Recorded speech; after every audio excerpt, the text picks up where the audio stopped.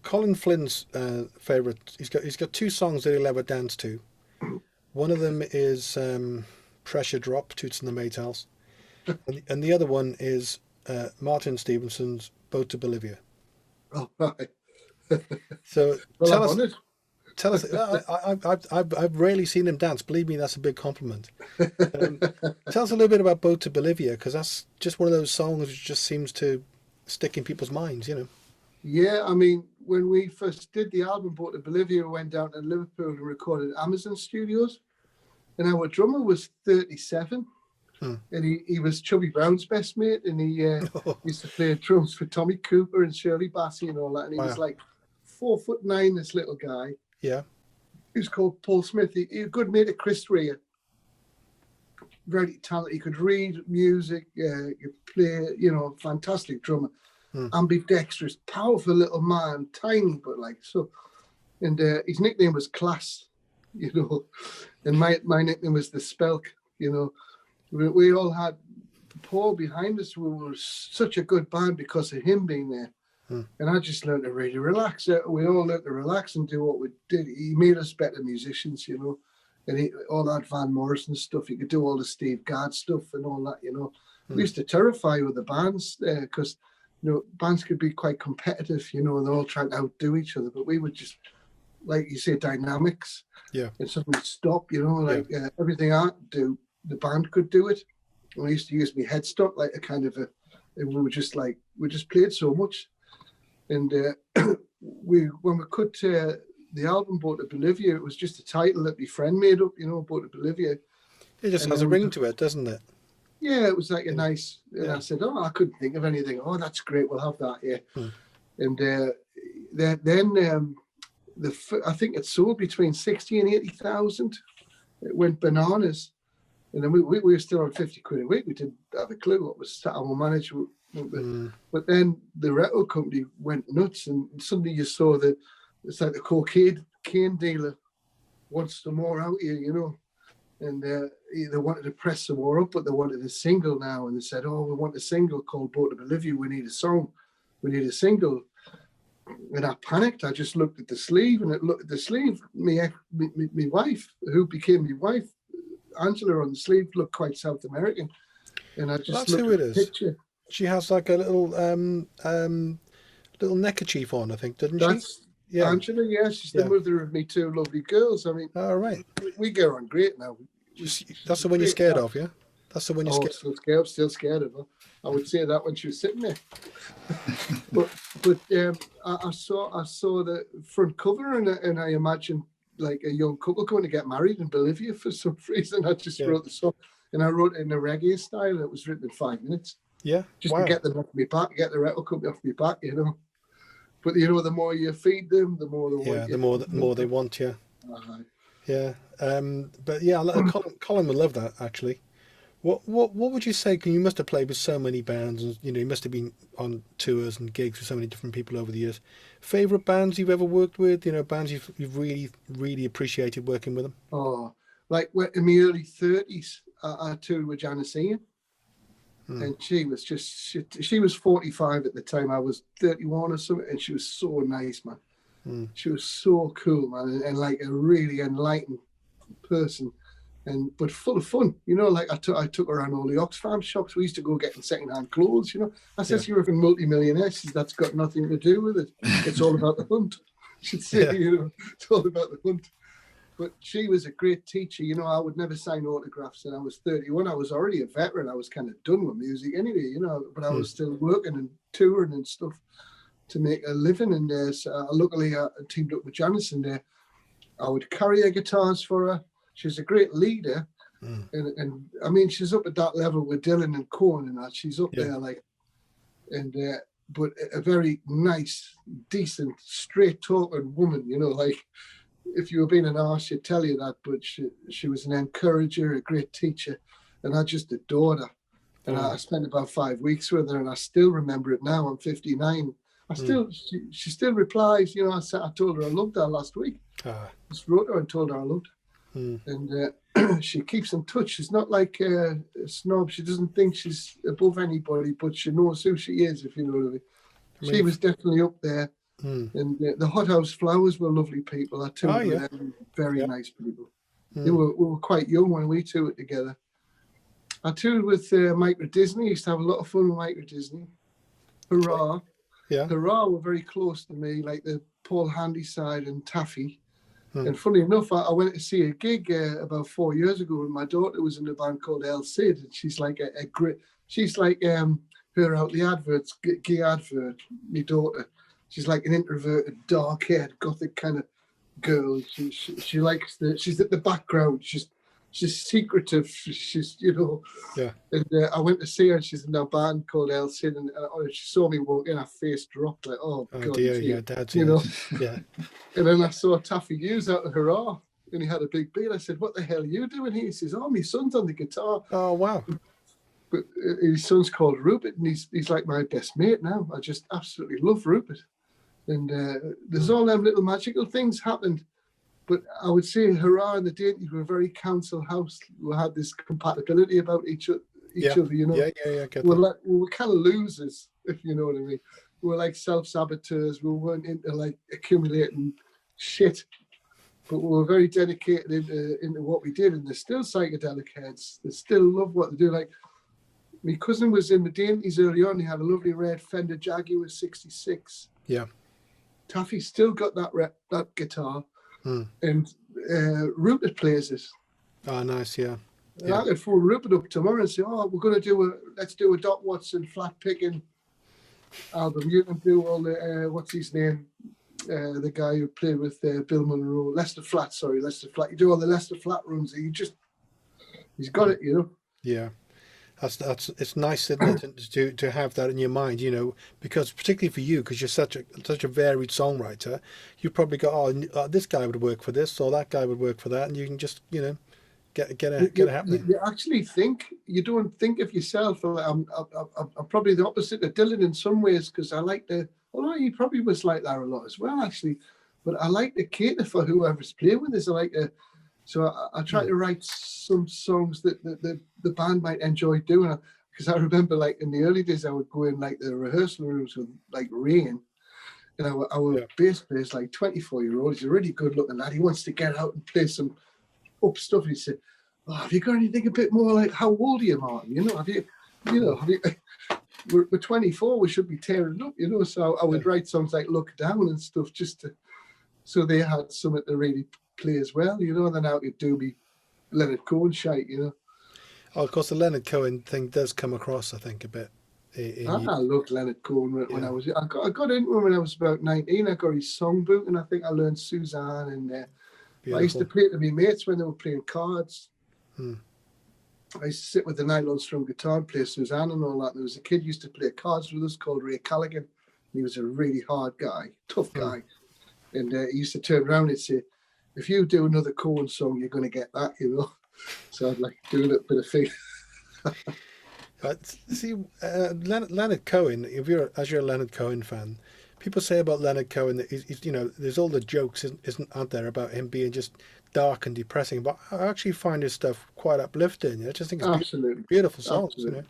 Yeah. And you know, he's a bit of a chancy, you know. He's not like, he's written some canny songs and he's written some shite, and like some of his lyrics are like sixth form fucking pull the wool over your eyes shite, you know. And he was a shagger. He was a terrible shagger.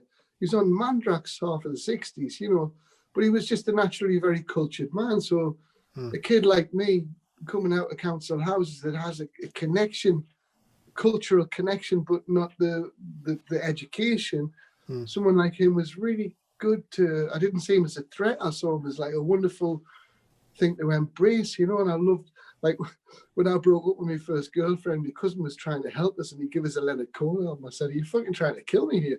I listened to one of the songs. Yeah.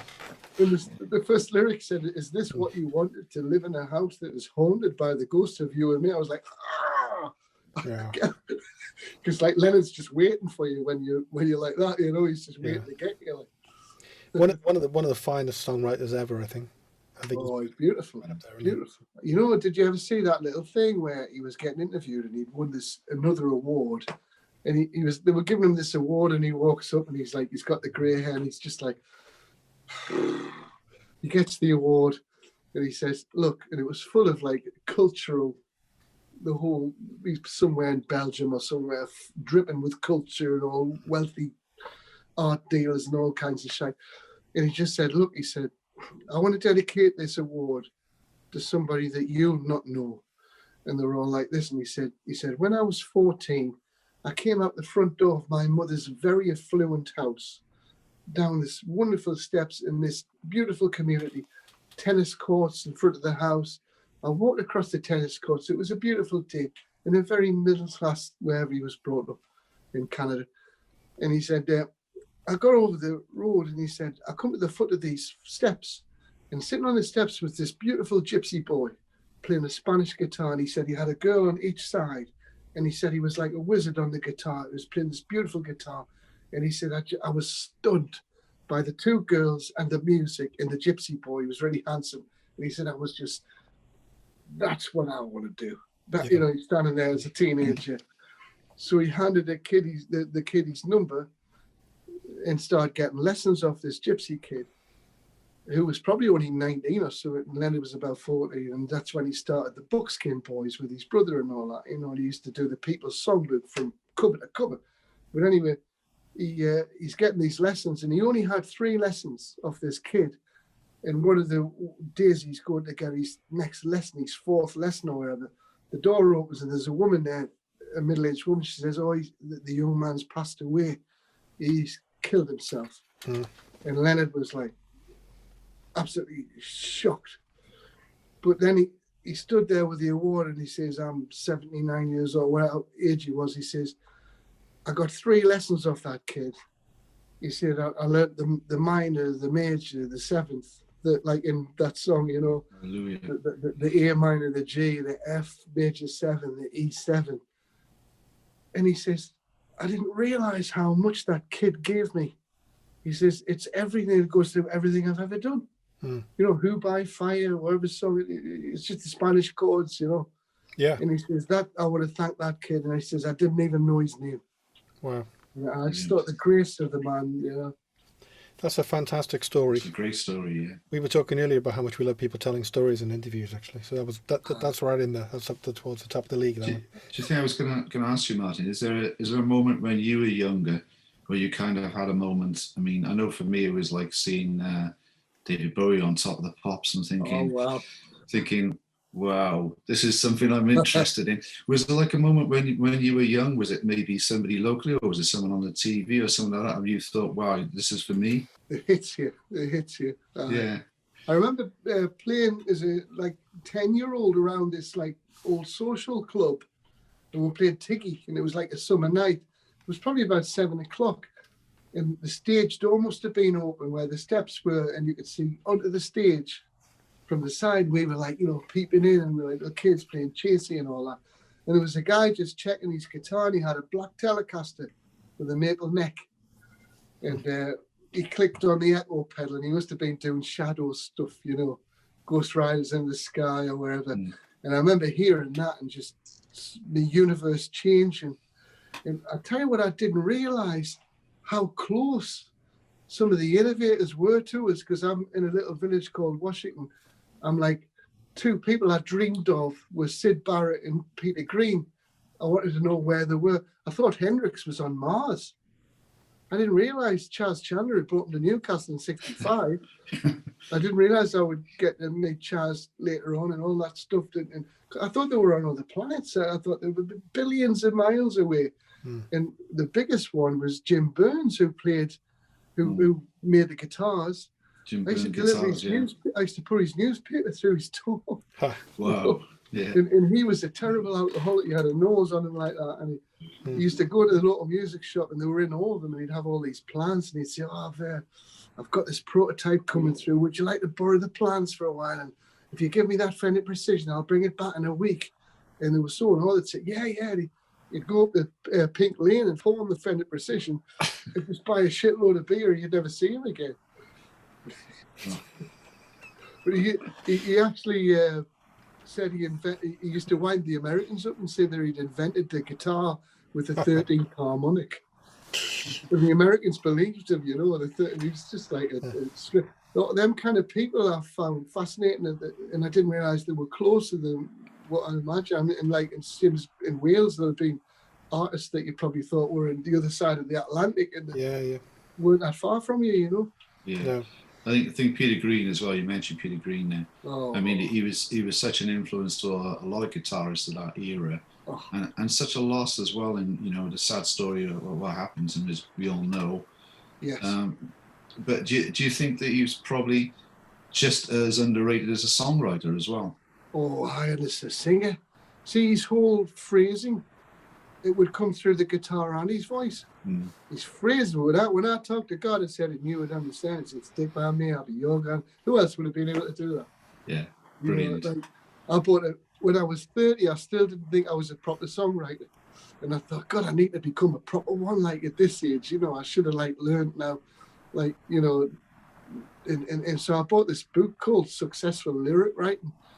By page 3, I'd vomited. It was like horrible. You know, it was awful. It was like, read the newspaper and see what's popular at the time, and, you know, and all this and all that. And I was like, oh God, it's horrible. You know, like proper songwriting. I realized that our flaws are our gifts. You know, Exactly. our weaknesses and our flaws and our vulnerabilities are our gifts that we can share to help, our medicine, you know. And that's what I love about people like Peter Green. I mean, they hit such greatness and also such vulnerability. You know, Sid Barrett, you know. Yeah. To me, I mean, Pink Floyd were fantastic. And, you know, I mean, I still think Roger Waters was a really good sixth form lyricist, you know, like, I mean, he'll admit himself, they were like sixth form lyrics, but they were brilliant lyrics. Julia Dream and all that stuff. I like Roger Waters. I think he's a really talented songwriter, but Sid had this like clear blue Picasso streak. He was an artist. He was odd and beautiful. You know, I love that about him. Yeah. Like Tom Verlaine and Television, you know. I happened to walk in the shop the other day and Television was playing Prove It, you know. And I'm listening as a 59-year-old now who'll become an engineer in my early 50s. I used to be in awe of engineers, and I've suddenly become an engineer at the end of my journey.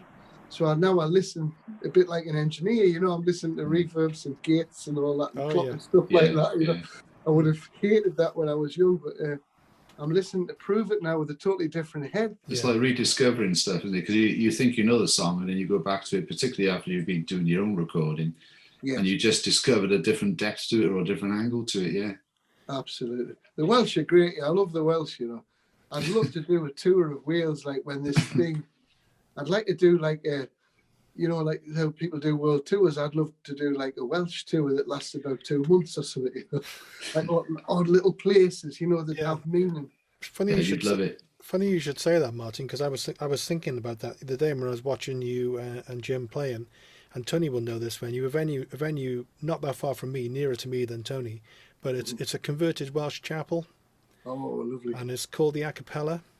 And I would imagine you and Jim in there, because it's not that big a venue, but you and Jim as it'd be perfect for you. Really intimate, and everyone's sitting in, you know, what were formerly kind of pews, you know. Yes. Around. It's really Welsh.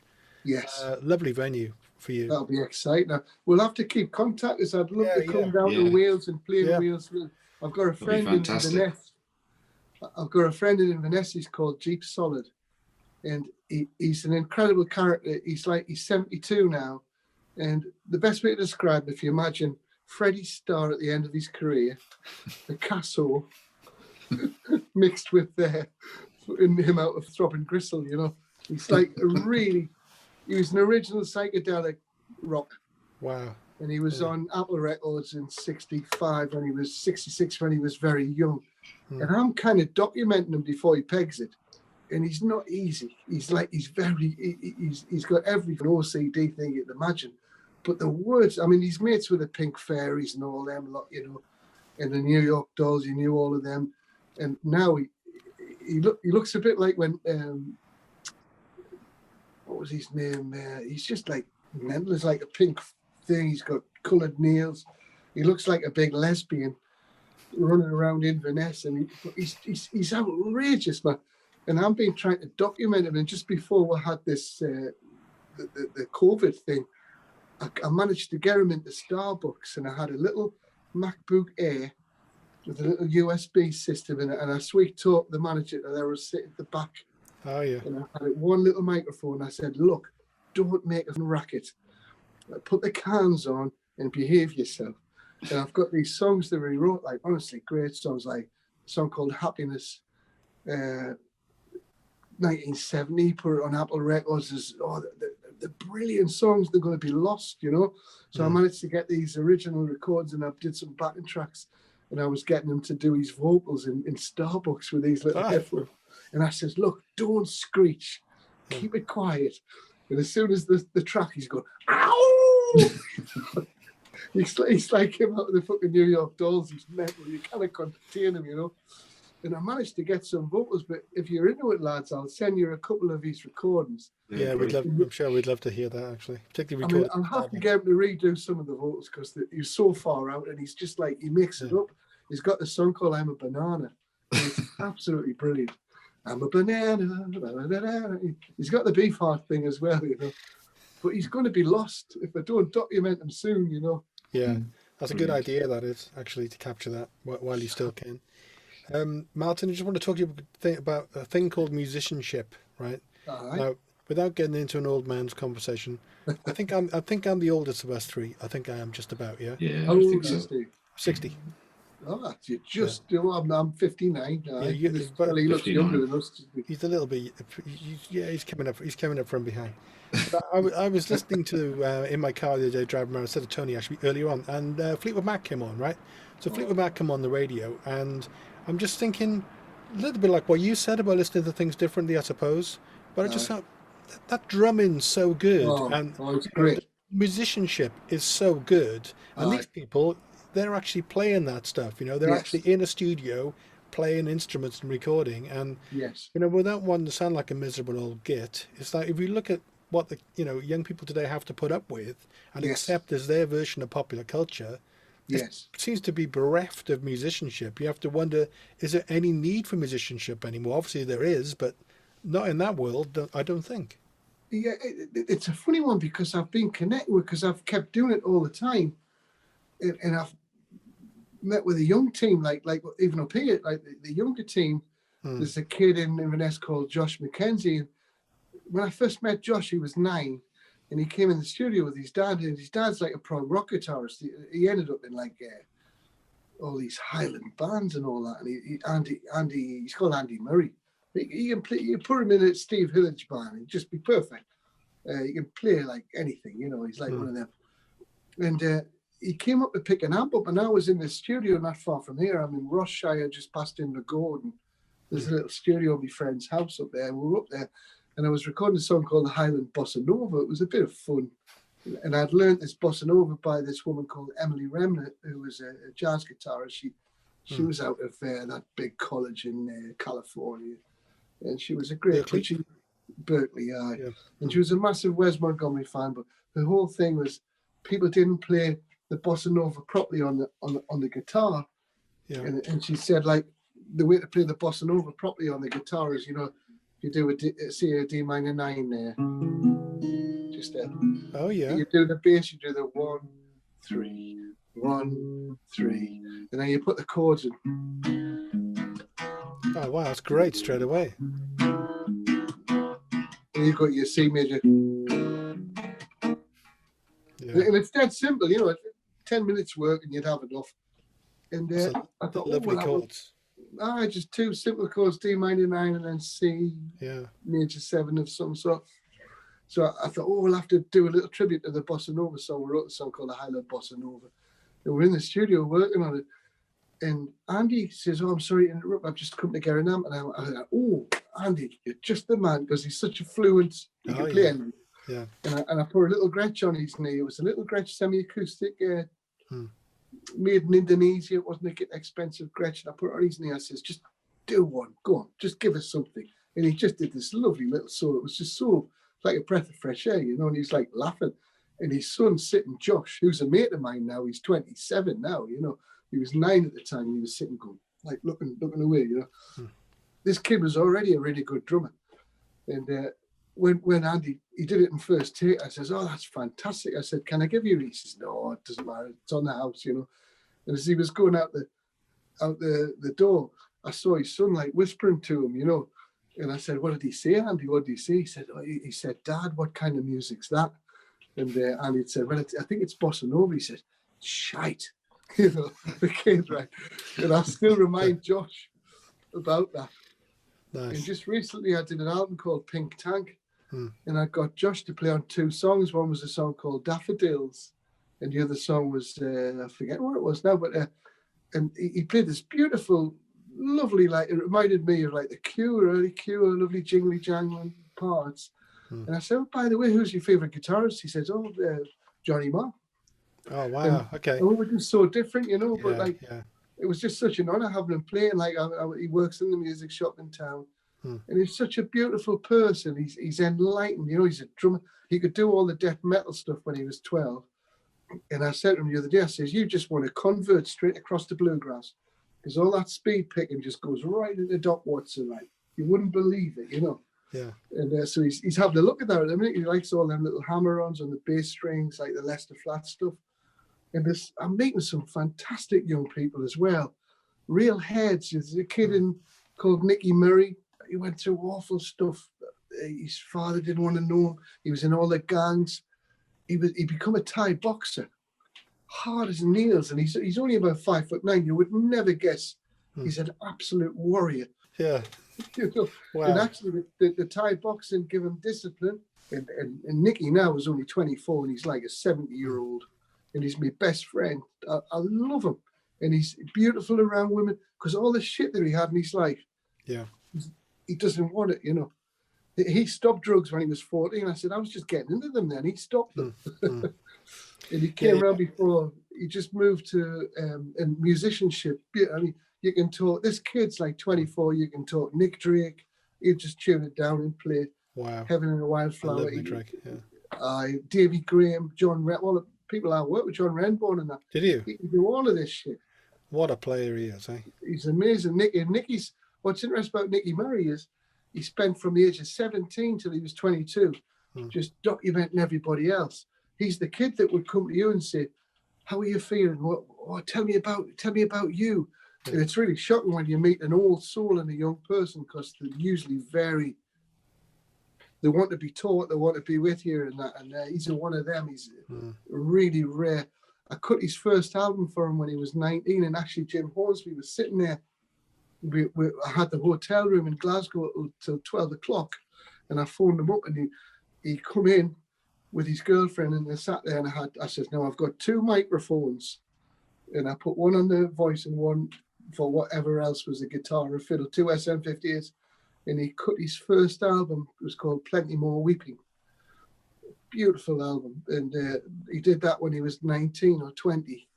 And then he went to college, because with him being from a poor background, he wanted to educate himself, taught himself to arrange music. And wherever he goes, he was in Inverness for about a year. The whole thing grew while he was there. He's just got that spirit, you know. He's back down to Glasgow now, but meet him on my journey to meet him, it was like I felt like I was being blessed when I met him, you know.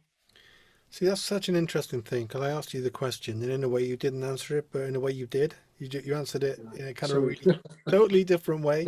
But we talked a lot about musicianship, and I mean, obviously we all think it matters, and it doesn't really matter what the commercial stuff is doing. It's kind of irrelevant, really. But how do you see the kind of the future of music shaping up in terms of encouraging some of those youngsters you're talking about and giving them something to dream of and a vehicle to climb on?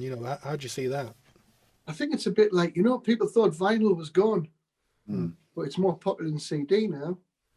Cassettes are starting to creep around. Yeah. Mediums, and I think music's like that. I mean, when you sit, I don't know about you, but I remember when I first learned to play that. Like a bloody load. Cassettes. Danny Wilson. When I first learned to play that, I was like, like.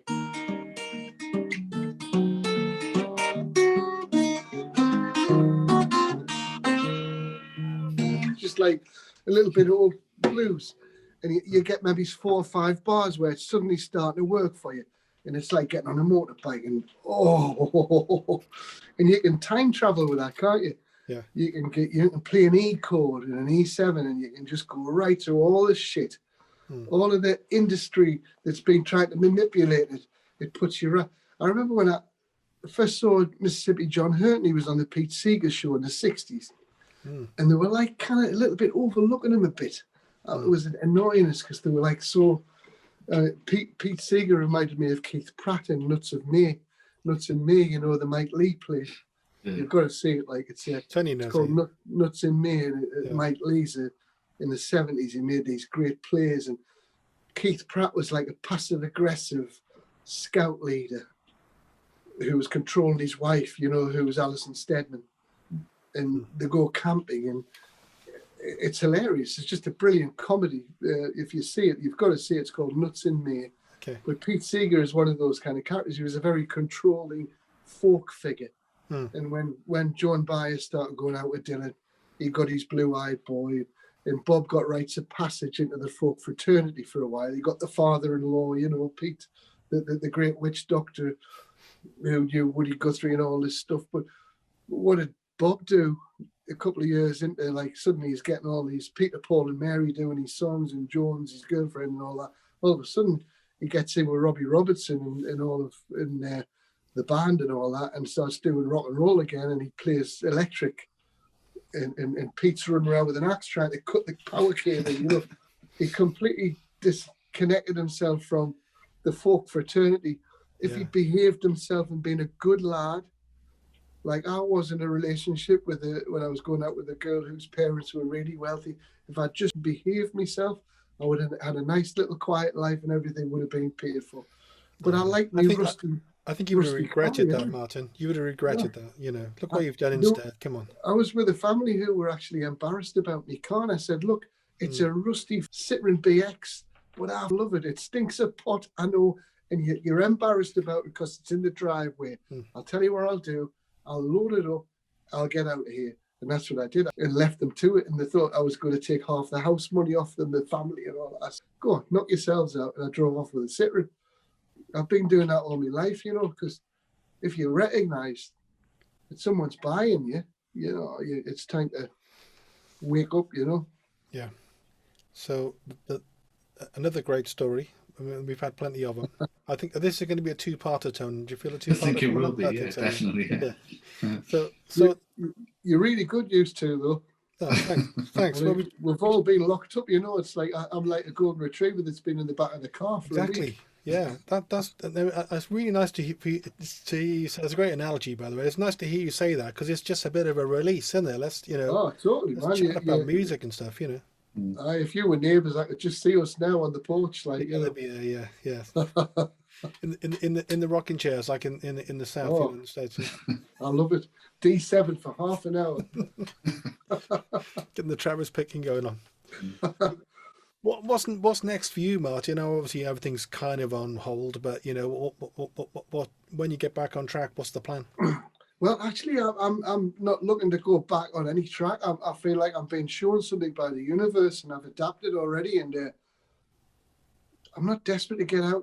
I mean, I cancelled a year's work, and I felt a bit let down by the government because, I mean, I'm not a businessman, but I'm a director of a company, my little company, Lilac Tree Productions. So I didn't qualify for any support from the government.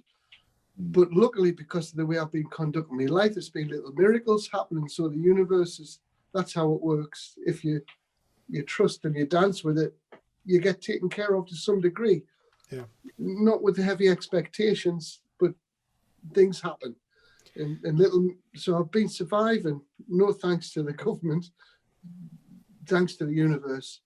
There's been little magical things happening, and the live stream is one of the things that's just been sustained because my rent's £210 a month. Here, I've learned how to live really, really simply and get all my own budgets. I don't want to see any of me records in record shops ever again. I've no interest in seeing me record. I've completely let go all the old programming. So I want to I want to see what I'm being taught here and trust that and follow that, and just do things from here, always from here, and trust that. And so I'll always be creative, and I have little tools where I can do that without getting into debt, you know, and recording costs and all that stuff, you know, so I can manage things. I've got what we call a mailing list of about 2,000 people. There's about 250 to 300 on that mailing list that are active, that support what I do. And so what I try to do is work with that and try to release things that are really good. Yeah. And then I just have to sell them. When I did an album called Salutation Road in 1990, I think I mentioned the budget was 130 to 140 grand. I was staying in Chateau Marmont. You know, it was all of this. And I was looking at it thinking, this is not right, man. This is not right. There's people. I sent a mate of mine in Trinidad 300 quid last year, and that was his whole budget for farming.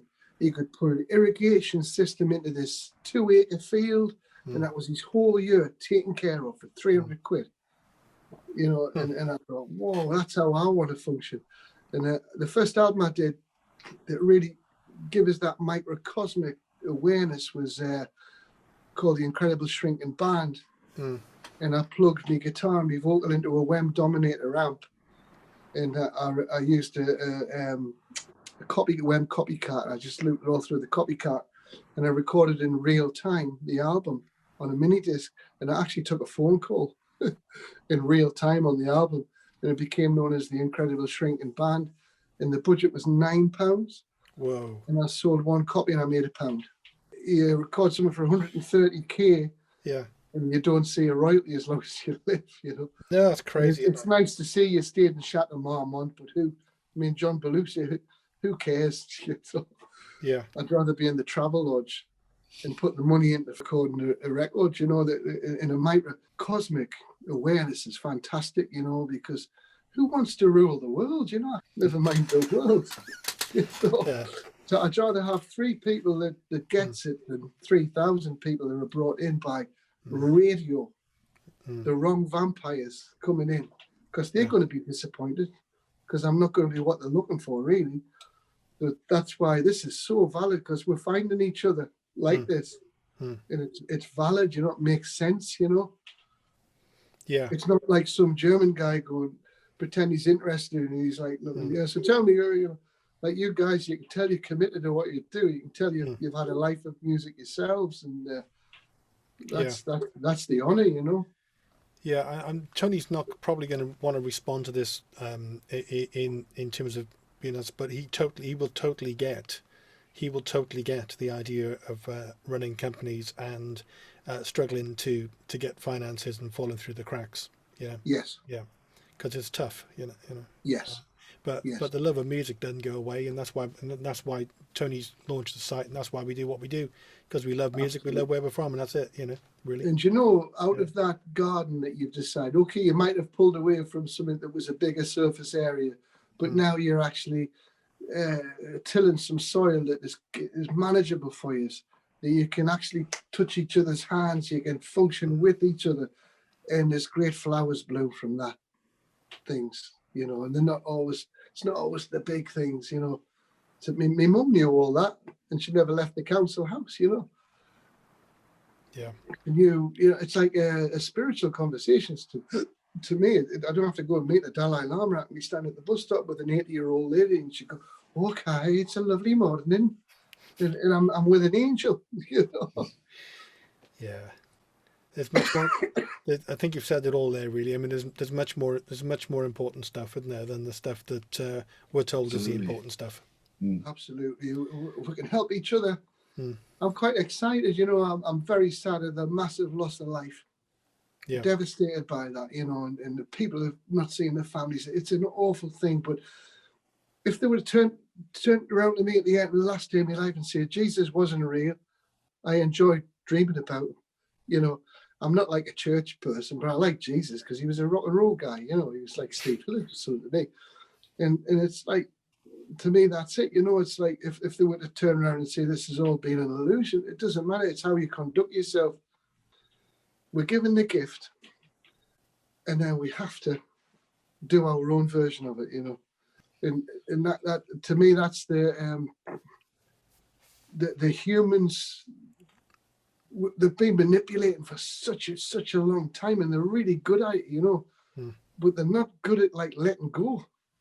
And I think that's what's being forced upon humanity now. I think that's the only way they can grow in that. And I think like the whole like the likes of me and you and Tony, our births and deaths are just like shooting stars. So we've got to aim ourselves as we're coming into the body.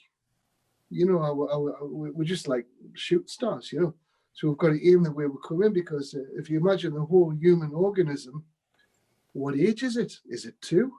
It's certainly behaving like it is on a whole.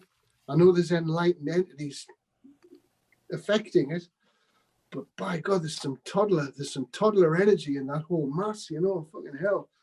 And to me, the whole thing is consciousness, enlightenment, mass enlightenment. And it's not like we all become the Dalai Lama in 5 seconds. It's just the basic high intelligences like kindness, understanding, sharing, lack of greed, all the things that our mothers have. Factory girls have got it in abundance.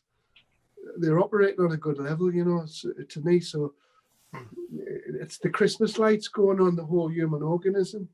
But politics, we're going to run out of time. Politics will never sort out because it's argumental. We're born pure consciousness and enlightenment, and we're programmed to distraction, and we lose our gift. Well, we appear to lose our gift, but our central core star is enlightenment. By the time we're 65, 70-year-old, we're just looking forward to checking out, man. Checking out the hotel, it's the Hotel California. And to me, it's like the distorted version, It's really distorted because it's human defined. That's why I started reprogramming me. First thing I did to reprogram was get a Frank Zappa album. It was part of me reprogramming thing, and then some like new age shit, with remember everything is quiet. There is a place where everything is quiet. And the flute, the bluebird, all this like alpha states stuff. Anything to get away from like. I had Malcolm Muggeridge in there, fucking Stars on Sunday. I used to think thinking was intelligent. Thinking is thick. I used to have a little book called How to Stop Thinking by Barry Long, and he's like this Australian. He's like really haughty. Yeah. Stop thinking. We must stop thinking. Thinking is not intelligent, He's a little bit bossy, but he was right, Thinking's insanity. Intelligence is stopping thinking, taking mindful breaths, and pushing all the fucking paparazzi away before you have your croissant, so you make priority to peace before you do anything. That's what's great about you guys. You listen, you have listening skills. And to me, that's a higher consciousness. The listener, that's a parental elder. You're allowing me to be a child and share, but you're allowing that, and I'm conscious of that. I'm really grateful that you give us your time.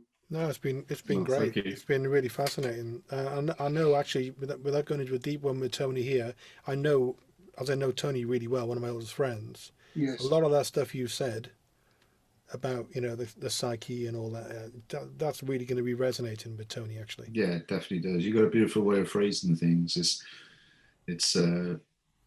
just been great talking to you. It's just been enlightening in itself, having a conversation.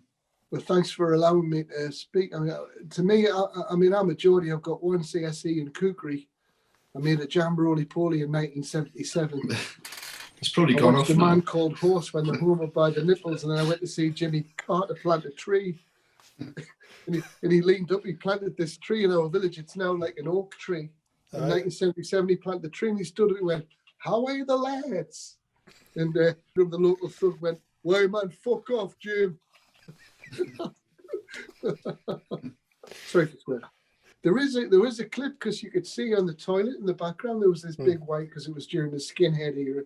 Oh There yeah. was this big white painting. It said Jimmy peed here. Oh I yeah. used to be being in the toilet, you know, in the local toilet. But Oh, brilliant. I think affirmations the thing. I think that's it. You know, like when you're communicating on a good level, it's not a competition, and all we're doing is reminding each other what we already know. There's nothing I know that you don't know, but you know, we just remind each other, and that's what I love. Affirmation is everything, you know.